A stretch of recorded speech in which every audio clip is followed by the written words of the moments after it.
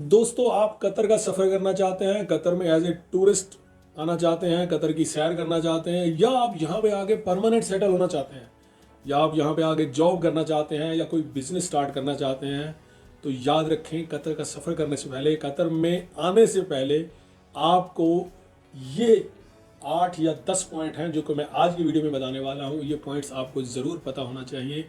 Otherwise लाइल्मी की सूरत में अगर आपको ये बातें नहीं पता है तो आपको बहुत सारे कानूनी मसाइल का भी सामना करना पड़ सकता है, और उसके साथ साथ आपको एयरपोर्ट से भी वापस भेजा जा सकता है। तो वो कौन सी ये मिस्टेक्स हैं जो अक्सर लोग करते हैं। बहुत सारी फैमिलीज़ ने भी ये मिस्टेक की हैं, बहुत सारे टूरिस्ट ने ये मिस्टेक्स की हैं, और उन्होंने जेल की हवा भी खाई है, और कुछ लोगों ने तो जुर्माने भी पे किए हैं, और कुछ लोगों को डिपोर्ट भी किया गया है। तो आप ये गलती ना करें, ख़ासतौर पे जो पहली बार कतर आ रहे हैं, तो ये वीडियो उनके लिए है। तो दोस्तों, आइए हम टॉपिक को स्टार्ट करते हैं। अस्सलाम वालेकुम दोस्तों, मेरा नाम है वसी और आप देख रहे हैं मेरा यूट्यूब चैनल वसी एमडी। दोस्तों, बात को शुरू करने से पहले आपसे यही रिक्वेस्ट है, चैनल को सब्सक्राइब कर लीजिए और अपने दोस्तों के साथ शेयर कीजिए। तो दोस्तों, हम बात कर रहे थे कि वो कौन सी मिस्टेक्स हैं जो अक्सर नए लोग आके यहाँ करते हैं और फिर कानूनी मसाइल का शिकार हो जाते हैं। तो आज हम उन सब पॉइंट्स पे डिस्कस करेंगे। तो दोस्तों, सबसे पहला पॉइंट है फोटोग्राफी या वीडियोग्राफी। आपको ये अलाउ नहीं है कि आप कतर में आकर किसी भी ऐसे शख्स की फ़ोटो बनाएं जिससे आपका कोई ताल्लुक़ नहीं है। किसी की मर्ज़ी के बगैर आप उसकी फ़ोटोग्राफी नहीं कर सकते। जैसा कि अक्सर पाकिस्तान में या इंडिया में या किसी भी मुल्क में होता है कि कहीं पे भी कुछ वाक़या हो गया, आप एयरपोर्ट से निकले हैं, किसी टैक्सी का कोई एक्सीडेंट हुआ देखा आपने, या किसी और चीज़ को वाक़या देखा, तो आपने फ़ौरन मोबाइल निकाल के उसकी रिकॉर्डिंग शुरू कर दी या उसकी फ़ोटोग्राफी करना शुरू कर दी। सख्ती से मना किया गया है इस बात को। आप किसी एक्सीडेंट की, किसी इवेंट की जो है ना वीडियो नहीं बना सकते, किसी की फ़ोटो नहीं बना सकते उसकी मर्ज़ी के बगैर। तो इस पर आपको अच्छा खासा फ़ाइन भी हो सकता है और साथ साथ आपको जेल की हवा भी खानी पड़ सकती है। हाँ, अब आप कहेंगे कि यार हम तो टूरिस्ट हैं, हमने तो फ़ोटोग्राफी करनी होती है, अपनी मेमोरीज़ को कैप्चर करना होता है, अपने डिफरेंट प्लेसेस पे जाना है, कतर बहुत खूबसूरत है, तो हम फ़ोटोग्राफी क्यों ना करें। आपको फ़ोटोग्राफी करने की इजाज़त है, मगर ये याद रहे, किसी की प्राइवेसी में आपने इंटरफेयर नहीं करना है। ऐसा नहीं है कि आपकी फ़ोटो में बहुत सारे लोग आ रहे हैं उनकी मर्ज़ी के बगैर आप उनकी फ़ोटो खींच रहे हैं, और अगर किसी ने इस बात पर एतराज़ किया, तो उसने अगर आपकी कंप्लेन की कि मेरी फ़ोटोग्राफी की जा रही है मेरे पूछे बिना, तो आपको अच्छे खासा जो है वो मतलब कॉन्सिक्वेंसेस फेस करने पड़ सकते हैं। तो आप ज़रूर फ़ोटोग्राफी कीजिए। आप देख सकते हैं इंस्टाग्राम, यूट्यूब पे बहुत सारी मतलब वीडियोग्राफी और बहुत सारी फ़ोटोग्राफी है, मगर उसका कोई तरीका है, उसका कोई एक एक प्रोसेस है। अच्छा, अब जो जर्नलिस्ट होते हैं वो आते हैं रिपोर्टिंग के लिए, वो आते हैं फ़ोटोग्राफी के लिए। बहुत सारे यूट्यूबर्स ऐसे हैं जो कि डॉक्यूमेंट्रीज़ बनाते हैं। अब उन्होंने तो ये काम करना होता है, तो वो क्या करेंगे, उनके लिए एक कानून है कि वो कतर की नेशनल न्यूज़ एजेंसी के पास जाएंगे, वहाँ पे वो एप्लीकेशन देंगे, एप्लीकेशन से वहाँ पे उनको फिर एक परमिशन लेटर मिलेगा, और उस परमिशन लेटर मिलने के बाद आप जो है वहाँ पे डॉक्यूमेंट्री बना सकते हैं, आप वहाँ पे प्रोफेशनल वीडियो बना सकते हैं, जैसे कि डिफरेंट टीवी चैनल्स आते हैं और वो डॉक्यूमेंट्रीज बनाते हैं। तो उसके लिए आपको इजाज़त लेनी पड़ेगी। तो दोस्तों, याद रखें, पहला पॉइंट है फोटोग्राफी। दूसरा पॉइंट है फाइट, झगड़ा। जो लोग यहाँ पे रह रहे हैं या जो लोग विजिट पे भी आते हैं, अगर किसी बात पे किसी से भी उनका झगड़ा हो जाता है, कोई तकरार हो जाती है, कोई बहस हो जाती है, तो कानून का ख्याल रखते हुए एक चीज़ का ख्याल रखें। आदमी की लड़ाई हो सकती है, कभी भी किसी से मतलब गुस्सा आ सकता है किसी भी बात पे। तो किसी से भी इख्तलाफ करते वक्त, किसी से भी लड़ाई करते वक्त एक बात का ख्याल रखें कि आप किसी पर हाथ नहीं उठाएंगे, किसी को चोट नहीं पहुंचाएंगे। जब तक आपकी लड़ाई ज़बान से चल रही है तब तक तो ठीक है, लेकिन अगर आपने किसी पे हाथ उठा दिया और किसी ने आप पर हाथ उठा दिया, तो ये नहीं देखा जाएगा कि कसूर किसका है। हमेशा कानून ये देखता है कि पहले हाथ किसने उठाया है, किसने मारा है। तो जिसने हाथ उठाया होता है, जिसने मारा होता है, उसके खिलाफ कानून सख्त कार्रवाई करता है। तो यहाँ पे किसी को रैंडमली हिट कर देना, थप्पड़ मार देना या कुछ भी चोट पहुँचा देना, ये कभी भी ऐसा नहीं होता। यहाँ पे कोई ऐसा नहीं कर सकता, वरना कानून बहुत सख्त है। और फिर सामने वाले ने अगर कंप्लेन कर दी, तो पुलिस वाला जो आएगा वो पहला क्वेश्चन ये करेगा, मिन अजरब, किसने मारा है। वो ये नहीं कहेगा कसूर किसका है, गलती किसकी है, आपकी गलती थी, उसकी गलती थी, नहीं, वो कहेगा मिन अजरब, यानी कि किसने मारा पहले।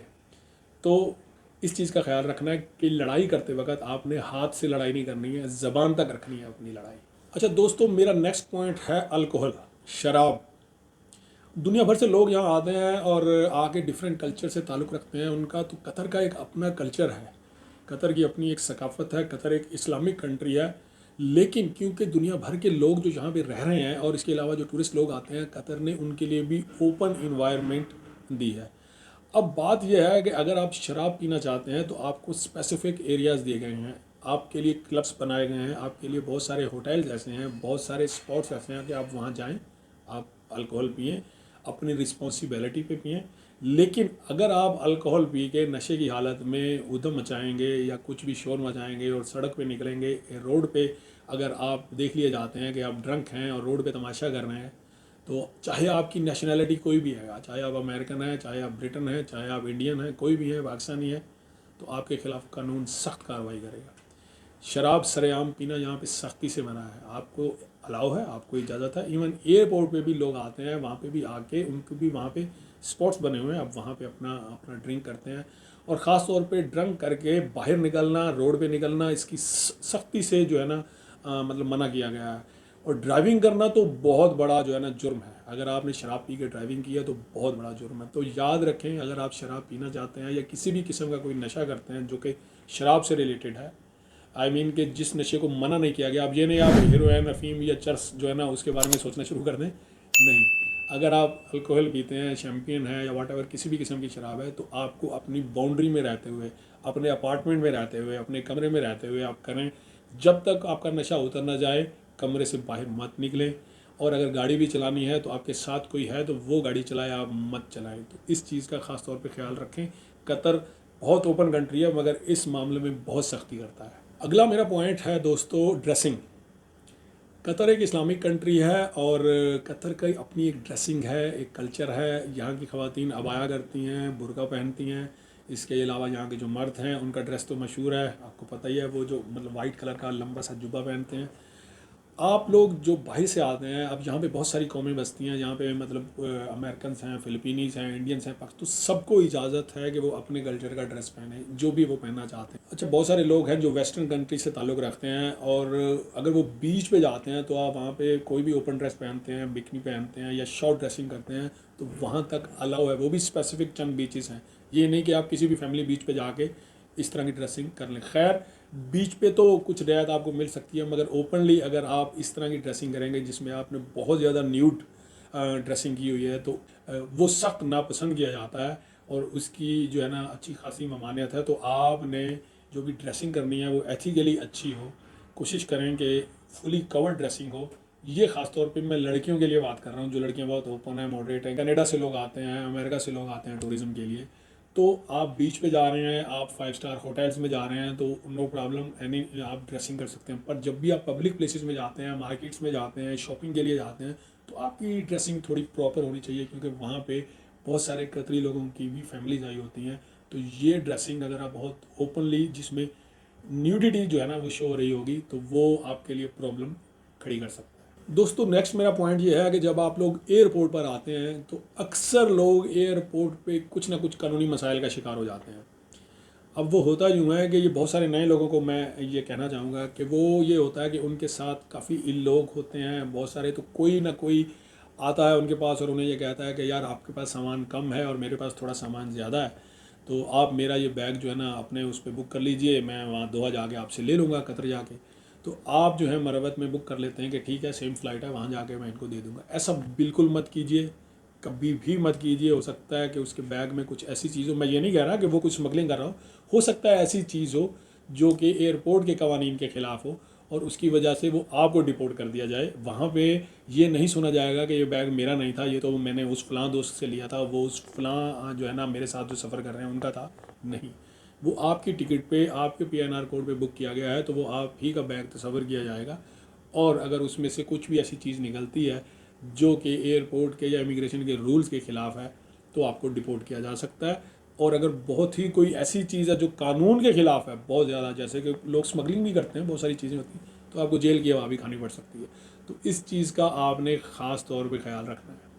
अच्छा, आप एज ए टूरिस्ट कतर में आए हुए हैं और कतर में आके आपकी किसी कतरी से दोस्ती हो जाती है, कोई कतरी है जो यहाँ का लोकल रहने वाला है और आपसे अच्छी उसकी सलाम दुआ हो जाती है, तो वो अगर आपको इनवाइट करता है कि आप आएँ, एक टाइम का खाना मेरे साथ खाएँ। वो आपको किसी होटल में बुलाता है या वो आपको किसी मतलब अपने घर में बुलाता है, तो आप कोशिश कीजिए कि आप उसकी इनविटेशन को मना मत करें, उसकी इनविटेशन को रिजेक्ट मत करें, उसको टालें मत, क्योंकि ये यहाँ पे बहुत बुरा समझा जाता है कि अगर कोई भी अपने मेहमान को इनवाइट करे और मेहमान उसको मना कर दे कि मैं नहीं आऊँगा या मैं नहीं आ रहा हूँ, तो इस चीज़ को काफ़ी डिसरेस्पेक्टिव जो है ना काउंट किया जाता है। गो कि ये कोई लीगली इशू नहीं है। इसमें बेहतर ये होगा कि आप उस इनविटेशन को एक्सेप्ट करें और जो जहाँ कतर के जो लोग हैं उनकी होस्टिंग को एक्सपीरियंस करें। यहाँ के लोग बहुत फ्रेंडली हैं, बहुत रेस्पेक्टिव हैं, बहुत रेस्पेक्ट देते हैं।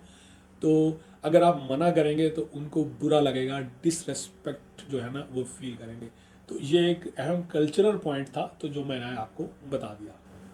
और दोस्तों, जो ख़ासतौर पे हमारे इंडिया, पाकिस्तान और बांग्लादेश, एशियन कंट्री से जो लोग आते हैं उनके लिए अब एक स्पेशली जो है ना मैं ये बताना चाहूँगा कि याद रखें, कतर बहुत सिक्योर कंट्री है, बहुत सेफ़। ख़ास तौर पे लेडीज़ के लिए, फीमेल्स के लिए कतर बहुत सेफ़ है और उनकी बहुत सुनता है।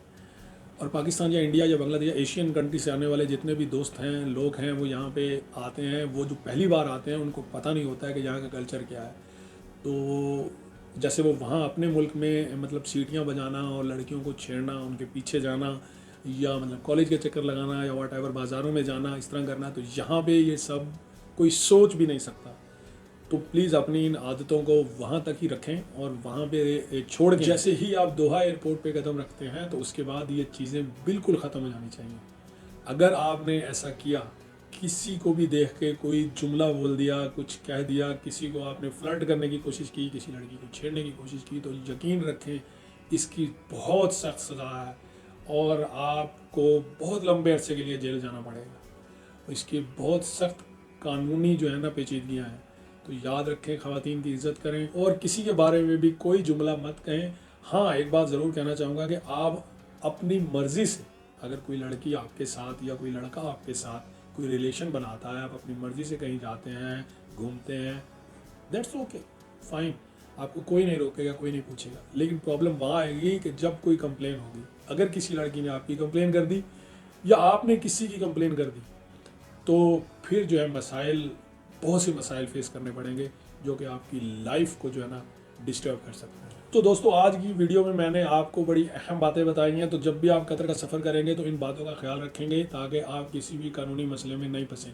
वीडियो आपको अच्छी लगी होगी तो आप ज़रूर सब्सक्राइब करेंगे और शेयर भी करेंगे। तो दोस्तों, मिलता हूँ फिर अगली वीडियो में, तब तक के लिए इजाज़त दीजिए। अल्लाह हाफिज़।